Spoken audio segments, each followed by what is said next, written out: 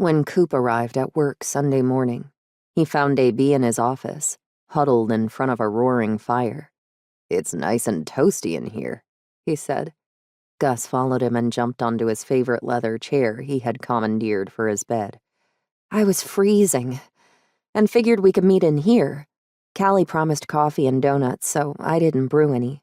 "I knew I liked Callie," said Coop with a boyish grin. He took off his jacket and revealed his t-shirt of the day. "Admit it, life would be boring without me," was lettered across the navy fabric. She laughed and said, "Yes, it would be boring. Speaking of boring, we have to go to the gym today when we're done with Callie." He scrunched his nose and frowned. "How was the party?" "It was fun." She dug into her pocket for her cell phone. "I have a few pictures of us." She handed him the phone. "Scroll through, starting there." He smiled as he viewed the photos. "You two look great. You could pass for the real Grace and Audrey." "Our table won the scavenger hunt and we all got prizes. Callie enjoyed herself, I think. She appeared much more relaxed at the end of the evening." Coop glanced at his watch. "Is she usually late?" "No, and she was anxious for this meeting. I'll give her a call." She touched the icon for Callie, and the phone rang and then went to voicemail.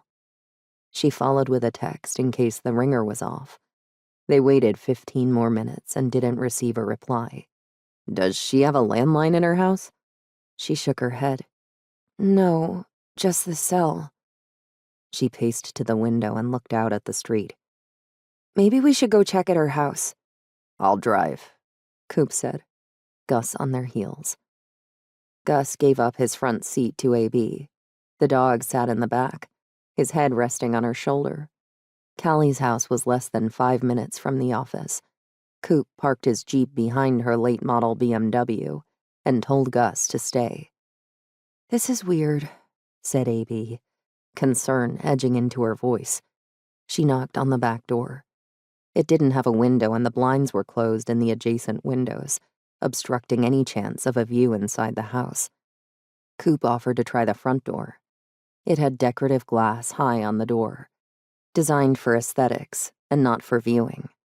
There was no response to his loud pounding, and like the back door, it was locked. He scanned the windows and found all the blinds closed.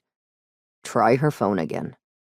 With shaky hands, AB connected the call. Coop put his ear to the window near the back door and tried to listen for the ring. "I think I hear something, but it's faint." "I've got a key for emergencies. I think this constitutes the use of it." She ran back to the Jeep and dug through her purse. Coop examined the lock before he inserted the key and saw no visible signs of tool marks or forced entry. He slipped the key in and opened the door. He put a hand in front of AB as she made to dart through the opening. "Stay back, and let me check first."